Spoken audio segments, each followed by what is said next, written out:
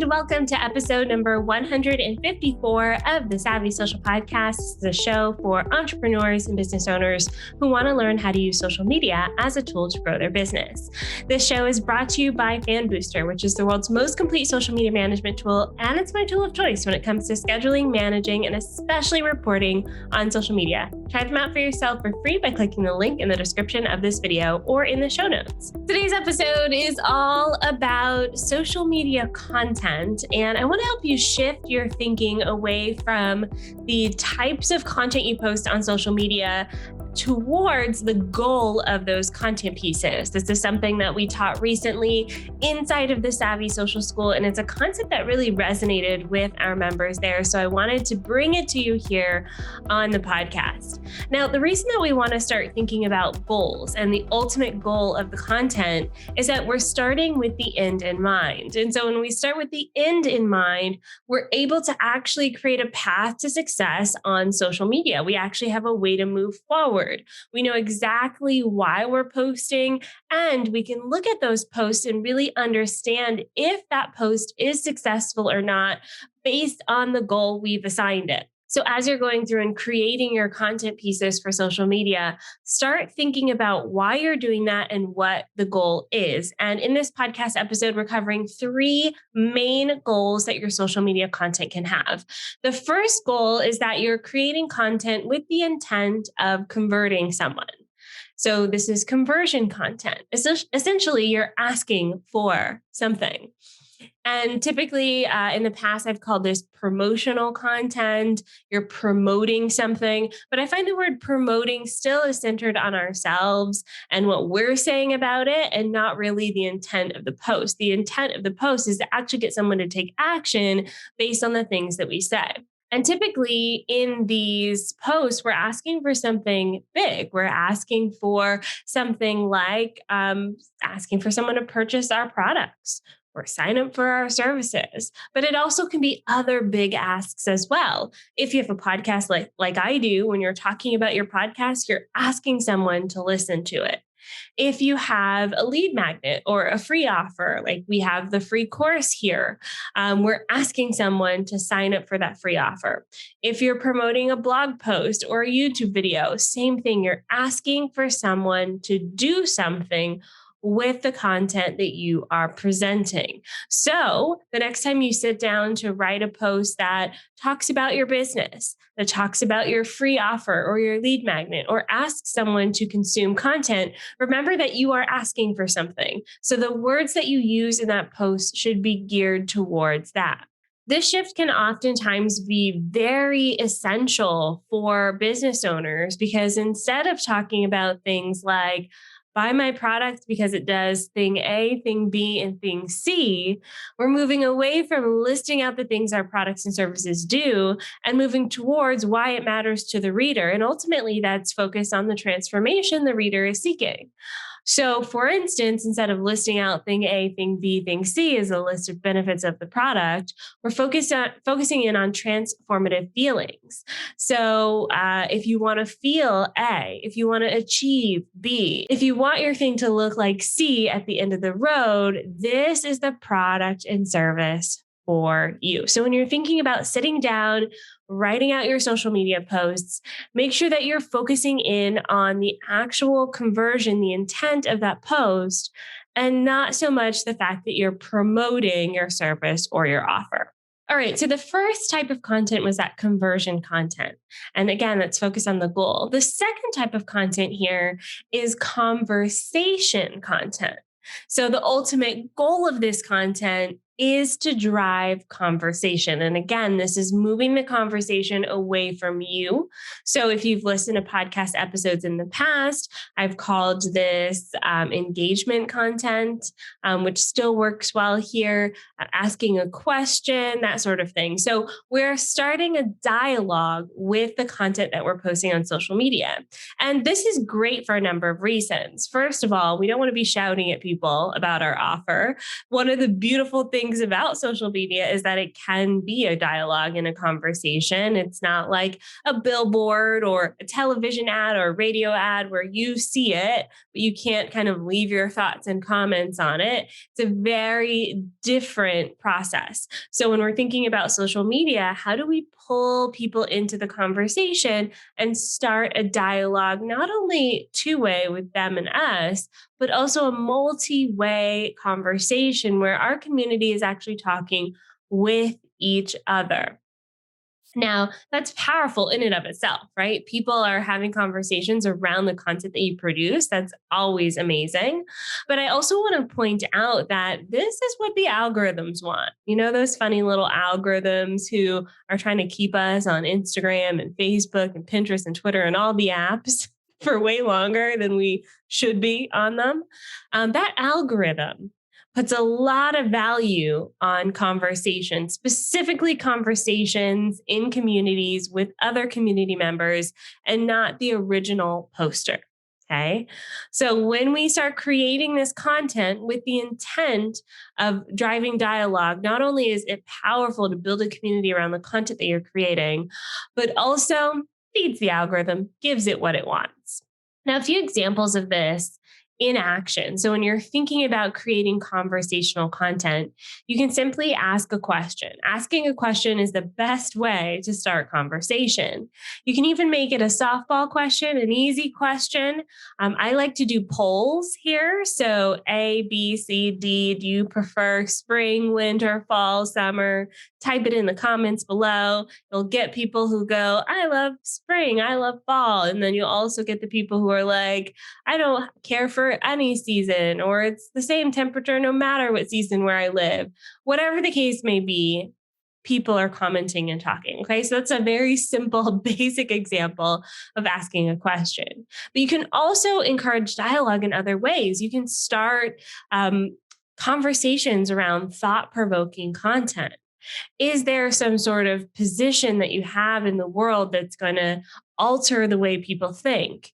Is there some sort of statement that you can make that will have people thinking? They'll slow down, they'll scroll, they'll read it, they'll consume it, and then they will want to add their thoughts to that conversation.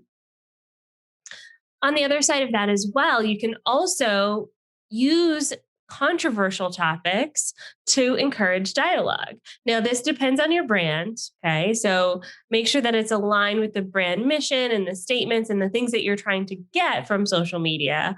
But a lot of my clients, for instance, are advocates in their own spaces. They stand up for the rights of people like Black Lives Matter, LGBTQIA issues, any sort of marginalized communities. They're out there with their megaphones spreading the word.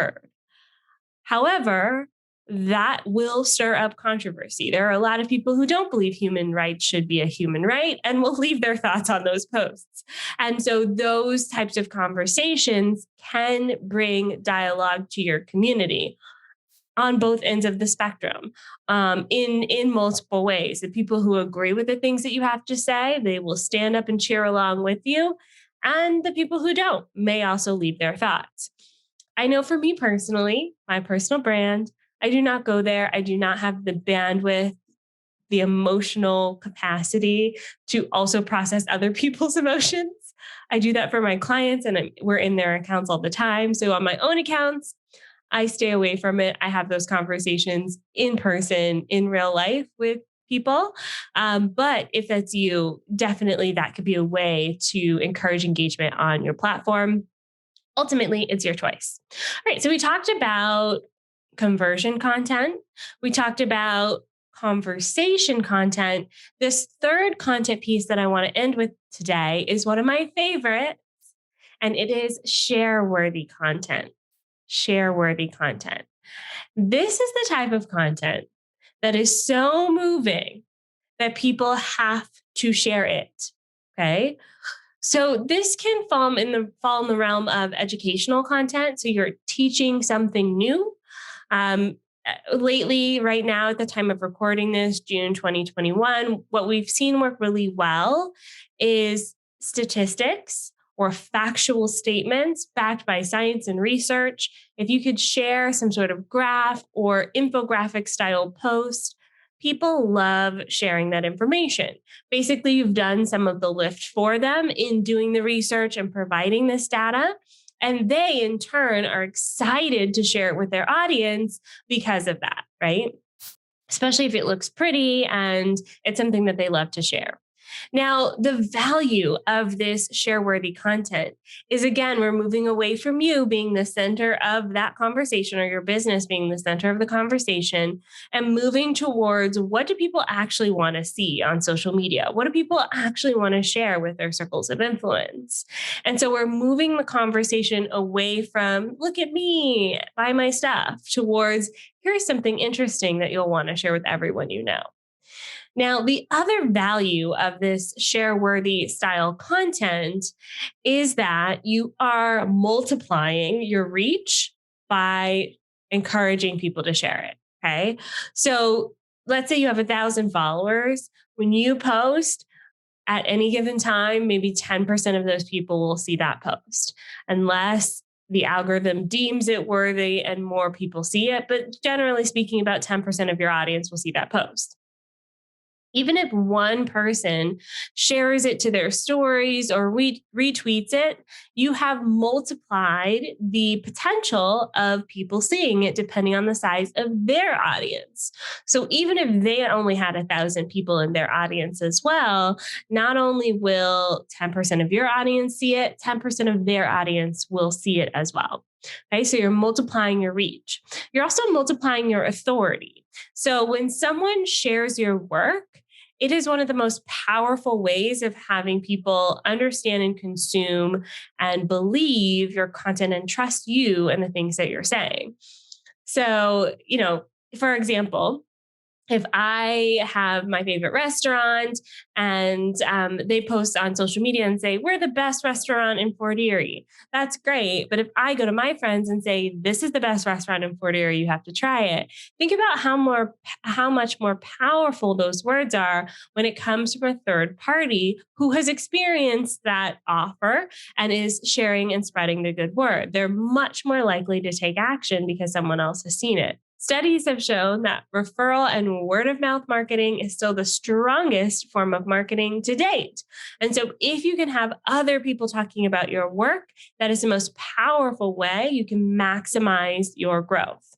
The key with share-worthy content, though, is that, again, it has to be centered on the reader. So it can't be you talking about all of the things you like to do. It can't be you saying, we are the best. It has to be something that is captivating. And I'll put a link to one of my favorite examples in the show notes and in the description. You can always find the show notes, onlinedrea.com/154 in this instance, or the number of the episode that you're looking for. So onlinedrea.com/154 for this show notes.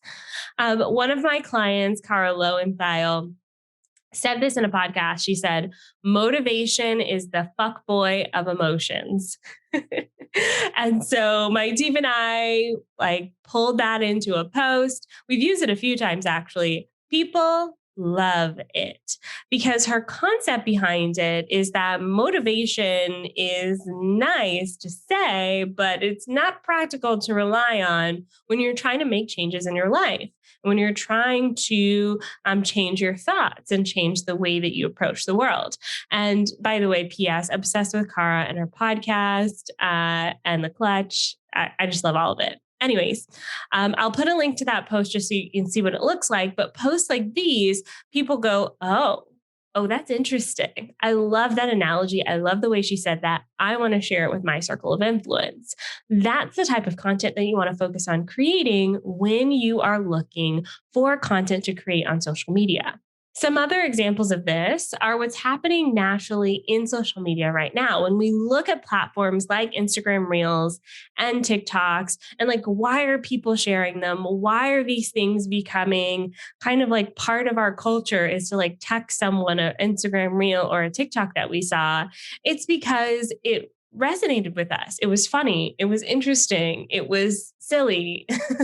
All of those things are great reasons to share it with someone. And I can't tell you how many times I saw something like that and went and followed the person because of that thing. Now, when we think about share-worthy content in the context of our larger business, sometimes it's hard as CEOs, business owners, and marketers to draw a line between someone sharing our content and actually dollars and cents in the bank at the end of the day. I know that. I hear that. But ultimately, what we want is more people becoming aware of our brand. And actually, I have a podcast episode on social media sales funnels that talks about this concept in more detail. But ultimately, if you have more people who are aware of your brand, you can move them through the funnel of deciding if they want to work with you. But if not enough people know about you, then there's no people in your funnel. And then if it's broken, you won't ever even know.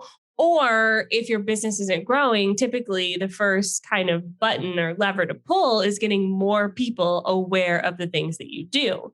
And so by adding in this share-worthy content, you're ultimately helping people discover you. One of my favorite examples of this is my former business coach, Tara McMullen. And honestly, you should just go listen to her podcast episode. I'll link to it as well.